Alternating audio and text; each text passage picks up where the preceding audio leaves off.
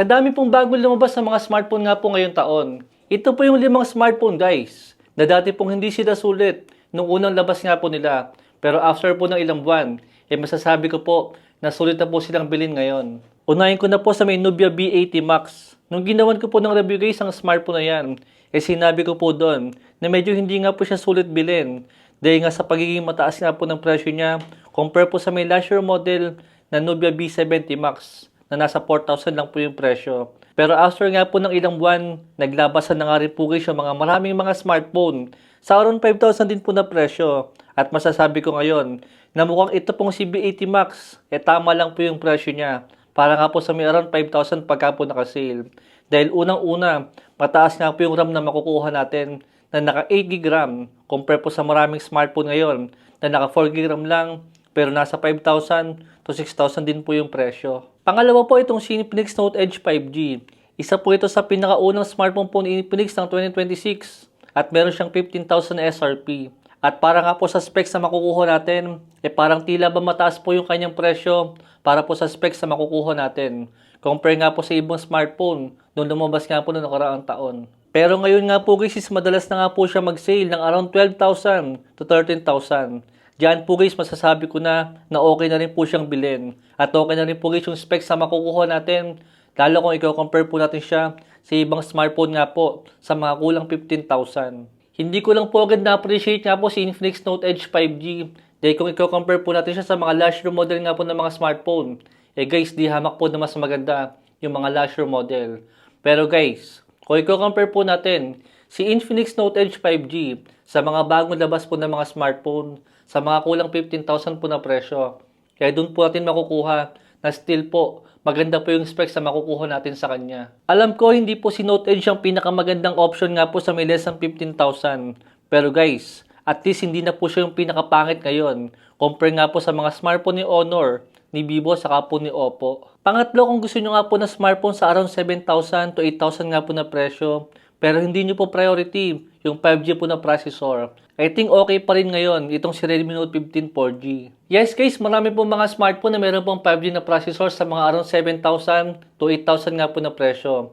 Pero guys, hindi po natin makukuha yung specs po na maganda na naka Redmi Note 15. Pero wala po sa mga 5G po ng mga smartphone ngayon. Dahil naka 8256 nga po sa Redmi Note 15, habang naka 4128 lang po, karamihan po sa smartphone ng mga naka 5G. Tapos naka IPS lang po yung mga smartphone nga po na naka 5G. Dahil karamihan po guys sa mga naka 5G po ng mga smartphone ngayon is puro mga naka 4128 lang po sila.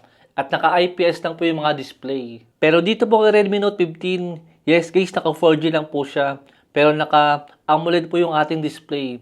At mataas po yung storage na makukuha natin. Meron po siyang Android 15 at supported po siya hanggang 4 years nga po na Android update. Guys, marirecommend ko po ang smartphone na to kung hindi po sa inyo mahalaga ang 5G. Dahil kung bibili nga po kayo ng 5G na smartphone sa around 7,000, hindi po kayo makakakuha ng magandang display at mataas sa storage. Kumbaga po guys, makakakuha nga po tayo ng 5G po na smartphone. Pero ang dami naman nating sasakripisyo ng mga magagandang specs. Pang-apat po guys, yung pinakamagandang camera po ang hinahanap natin. Isa lang po ang pinaka-recommend ko sa inyo sa around 10,000 po na presyo, kundi si Tecno Camon 50. Wala pa akong naging review nga po ng smartphone na to guys sa main channel natin dahil feeling ko parang hindi pa ngayon yung tamang panahon para bilhin nga po yung smartphone na to.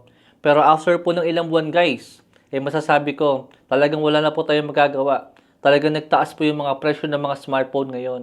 Kaya if ever po guys na willing po kayong isakripisyo nga po yung performance, saka po yung 5G, tapos camera po yung gusto nyo, guys, si Tecno Camon 50 po ang pinaka-recommend ko sa inyo sa around 10,000 nga po na presyo. Ang problema lang din po ng Tecno Camon 50, same po siya guys ang Redmi Note 15 4G. Magsasakripisyo po talaga tayo sa 5G, saka po sa malakas sa performance. Pero ang kagandahan naman po ng Tecno Camon 50, hindi nyo po matatalo yan kung pagandahan lang po ng camera. Guys, if ever po na makikita nyo yung smartphone na to na nakasil nga po ng kulang 10,000 lang, I think okay na rin po yung specs na makukuha natin. Mataas yung RAM, mataas yung storage, maganda yung camera, at malaki rin po yung kanyang battery. At pang-limang smartphone po natin, talagang pinanindigan na po ni Samsung yung presyo po ng A37 at A57. Dahil sobrang mura na po ng dalawang smartphone yan ngayon. Dahil kailan lang po guys, nung unang labas nga po nila, sobrang mahal po nila na umabot nga po ng 25,000. Pero ngayon po, napaka-perfect na pong bumili ng smartphone na yun ngayon. Dahil nga po sa napakamurang presyo. Pero take note lang po guys, naka 128 lang po yung storage na makukuha natin. Mas okay po kung yung mataas na storage po yung makuha natin. Pero maghihintay po tayo sa panahon po ng sale. Dahil sobrang ganda pa rin po talaga ng A37 para sa akin. Lalo pat ang baba na nga po ng kanyang presyo at ang ganda pa ng specs na makukuha natin. Abang-abang na lang po talaga tayo guys sa panahon nga po ng sale. At lahat po ng smartphone na binanggit natin, ilalagay ko na lang po yung link dyan po sa may description natin para kung sakali nga po na mag-sale siya, sigurado makakakuha po tayo ng malaking discount po sa mga smartphone na binanggit ko po sa inyo. Palike na lang po guys yung video natin kung nakatulong po sa inyo. Thanks for watching.